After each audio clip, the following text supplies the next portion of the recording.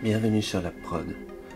Aujourd'hui, nous nous retrouvons pour une exploration un peu particulière, car, lors de la visite de ce lieu, nous avons eu la chance de rencontrer l'ancienne propriétaire. Pendant toute la durée de la visite, nous allons donc vous raconter, avec elle, ce qu'il s'est passé au sein de ce magnifique château. Je vous annonce aussi qu'un autre épisode aura lieu, consacré entièrement à sa vie. Bonne visite.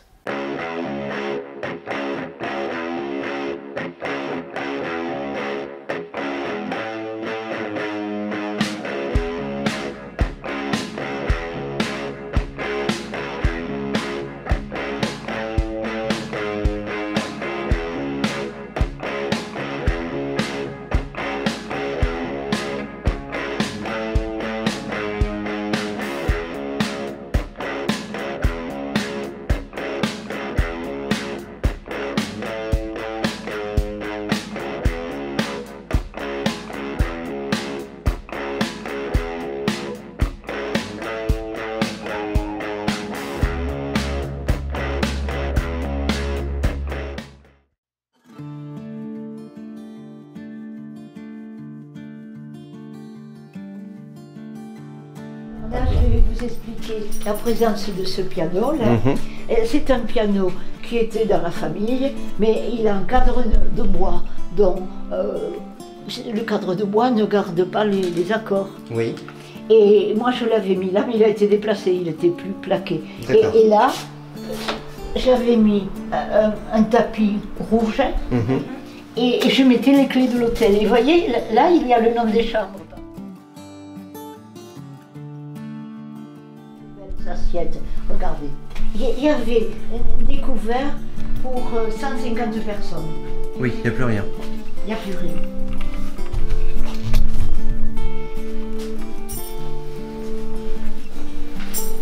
Ici, c'est la cuisine. votre cuisine.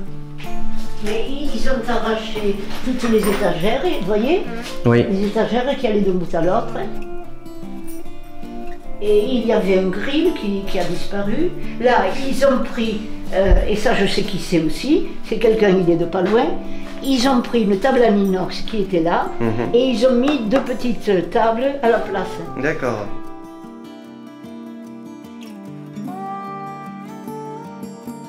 Le château aura été malheureusement pillé et saccagé en de nombreux endroits. La propriétaire, que je nommerai Émilie, me racontera même qu'elle a déjà subi plusieurs agressions au sein du château ainsi que de l'annexe où elle réside.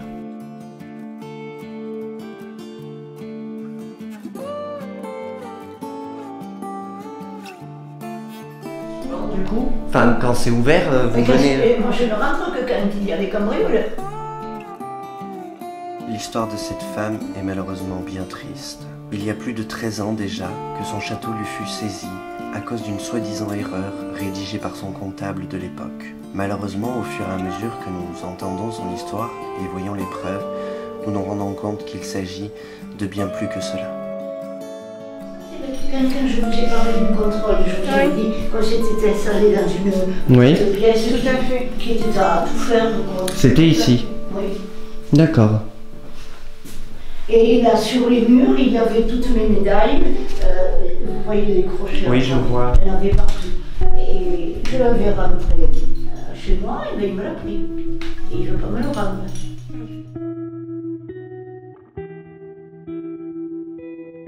Nous déambulons dans le château, écoutant Émilie nous conter les fabuleuses histoires qui s'en sont passées en son sein. Cela fait maintenant 13 ans qu'elle n'y a plus accès, ou tout du moins légalement. Oui. Alors là, je m'étais fait plaisir, j'avais choisi de beaux carrelages. Du coup... Ce sont des carrelages italiens. Oui, c'est très joli, oui.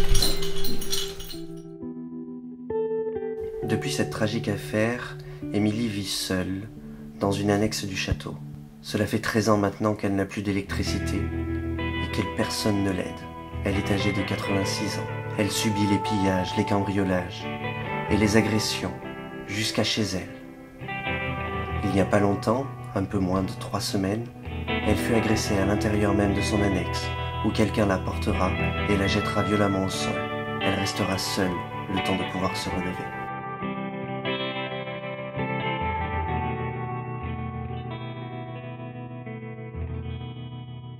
Toute cette histoire est bien triste. Surtout que cette femme a énormément de courage et beaucoup de sourires.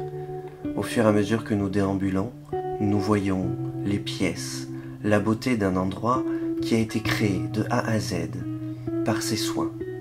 Elle y joua l'architecte, la maîtresse de maison et l'hôtesse d'accueil, car ce magnifique domaine fut transformé en un hôtel. Regardez le lit. Oh là là. C'est ou un chat ou... Qu'est-ce que c'est qui est venu?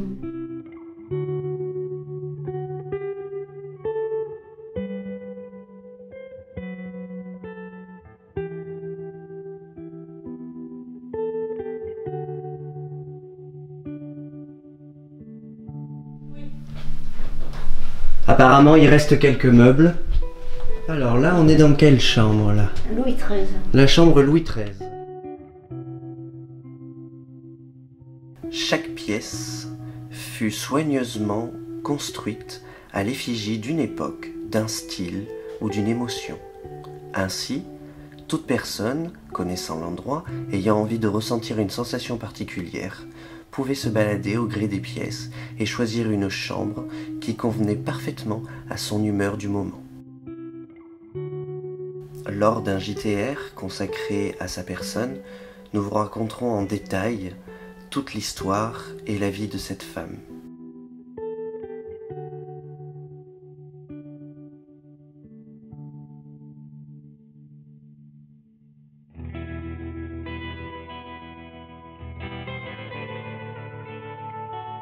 Aujourd'hui, nous vous invitons à vous déplacer dans les pièces de ce magnifique château et à vous imaginer à l'intérieur à la belle époque.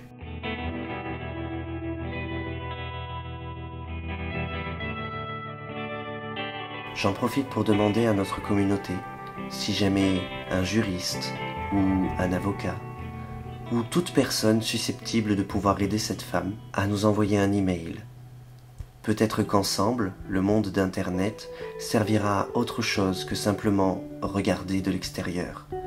Je pense que nous pouvons agir, nous pouvons aider cette femme de 86 ans à retrouver un peu de dignité. Et même si nous ne pouvons pas l'aider à retrouver son château, nous pouvons peut-être au moins lui apporter un peu de réconfort, de décence et de vie. Tout comme elle l'a fait avec son château, autour de toutes ses pièces.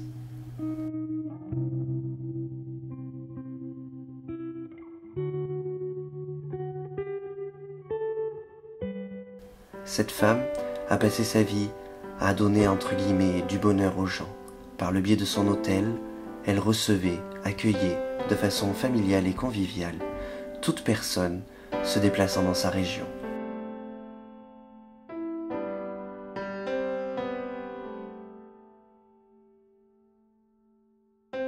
Les chambres, bien qu'ayant tout un style différent, respectent néanmoins, bien sûr, les codes de l'hôtellerie. Une chambre disposera donc toujours d'une salle de bain et d'un toilette particulier.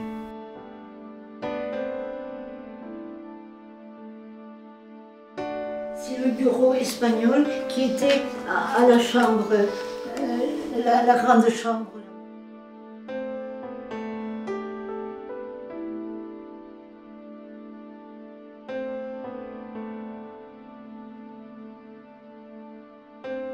Nous resterons quelques instants dans cette chambre, la chambre de l'archevêque, l'une des préférées d'Émilie. Nous y passerons une bonne demi-heure à discuter de tout et de rien, à prendre des photos et à rappeler des souvenirs.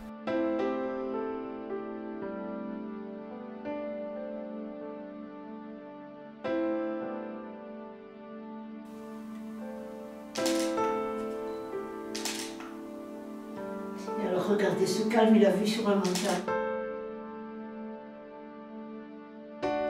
C'était... Ça c'est le bâtiment, et il y a des gros murs et des tours qui sont du 12e.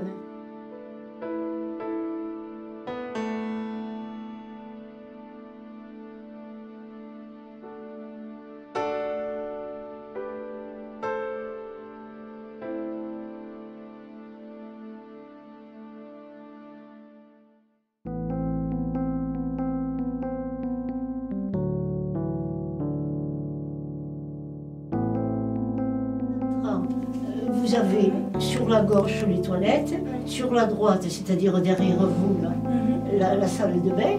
Et puis en plus, ici, il y a lavabo et douche. C'est-à-dire que si monsieur voulait prendre une douche, si madame préférait le bain, il pouvait s'en servir en même temps.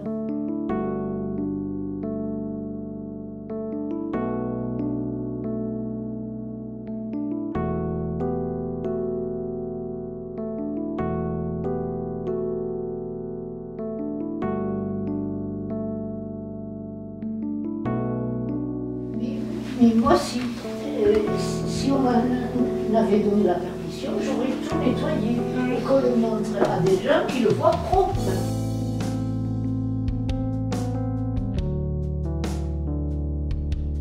Et là, on va dans le haut de notre tour. Dans le haut d'une tour, oui. Je suis passée là déjà. T'es passé là, mais je vais y passer. Alors, allez en face. Ah oui, allez voir là. Je vais... Là, c'était une chambre d'employé. D'accord, je vais juste regarder en vitesse.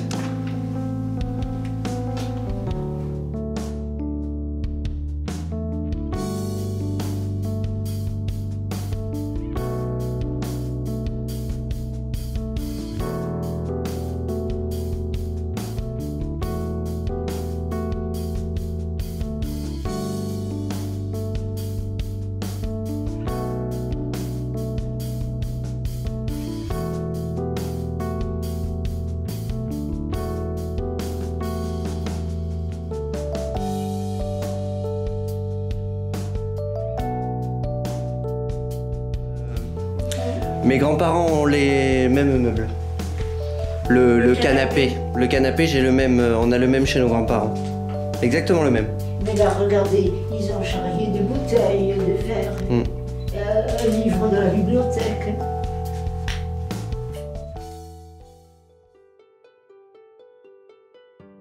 Nous n'avons pas vu le temps passer et il commence à se faire tard.